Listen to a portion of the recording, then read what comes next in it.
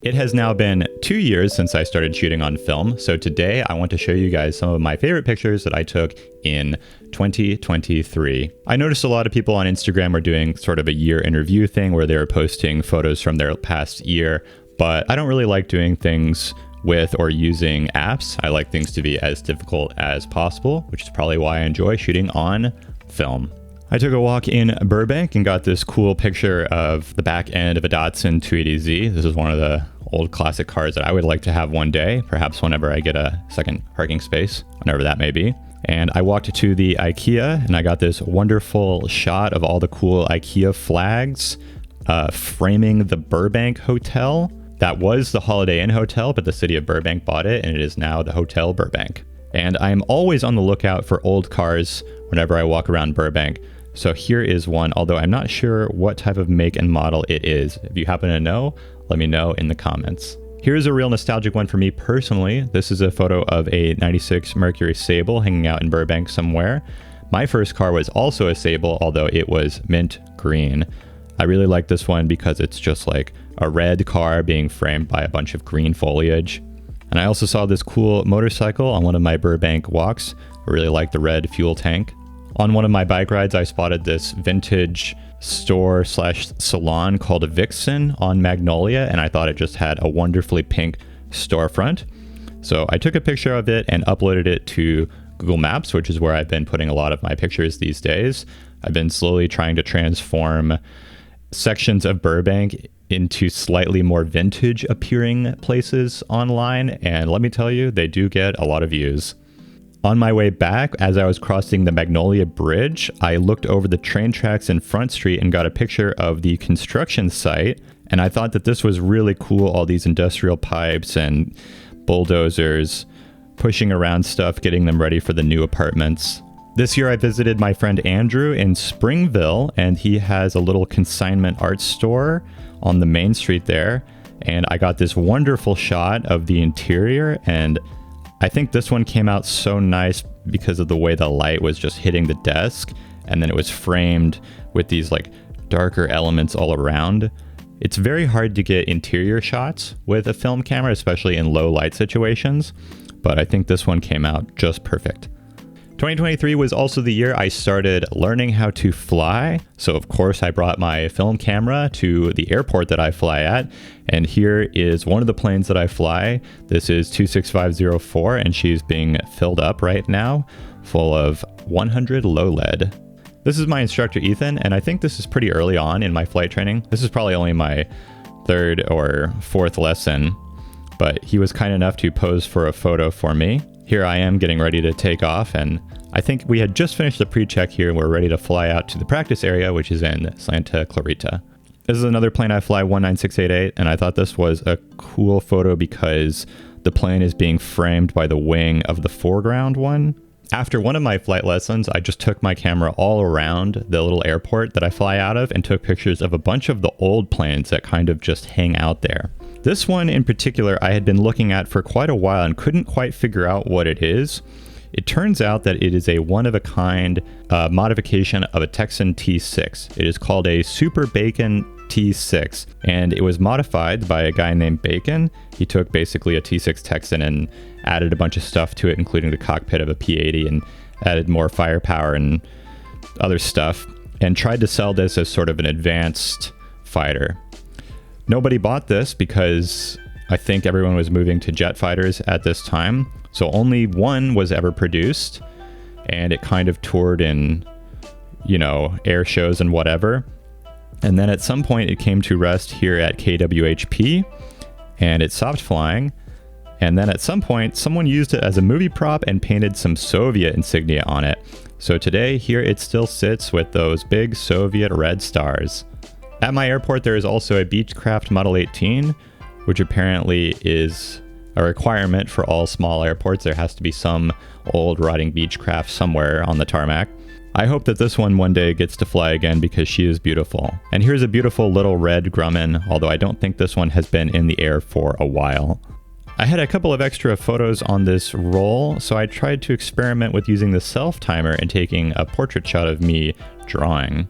I bring my camera to an event called Sketch Tunes pretty often, where people in the animation industry hang out, sort of a networking event. And I like to take pictures of people there. This time I was tasked with taking portraits of people, and I brought a reflector dish this time so that I could really try to light people and get nice flattering exposures. Here is my friend Zing and her cool glasses.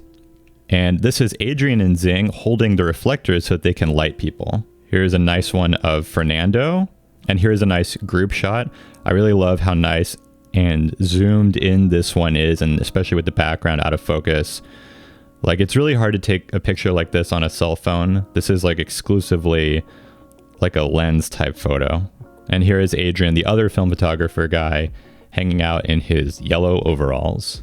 Here's another Sketch Tunes portrait I took of my friend. I just really liked the way the light was hitting her. Here is someone's French Bulldog or Boston Terrier at a Sketch Tunes event. I'm not exactly sure what kind of dog it is, but I really love that it was sort of like startled and looking at the ball. Whenever we have an outing at work, I like to bring my camera. So this is when we went to the park for Carrie's last day. I like this one of Carrie pouring some punch. Whatever is going on right now is apparently very funny. This is Comet. This is my art director, James' dog, and Comet is just a bundle of joy. He's a very energetic dog that really likes to be pet. This one is my friend Nick. This was the last photo I could take this evening outside because there was almost no light, but it ended up coming out really nice. I did try to take a picture inside a Story Tavern, and I had to set my camera on the foosball table for this and take a long exposure. So this might have been half a second or something like that. I still like to go skating sometimes and take pictures of my friends there.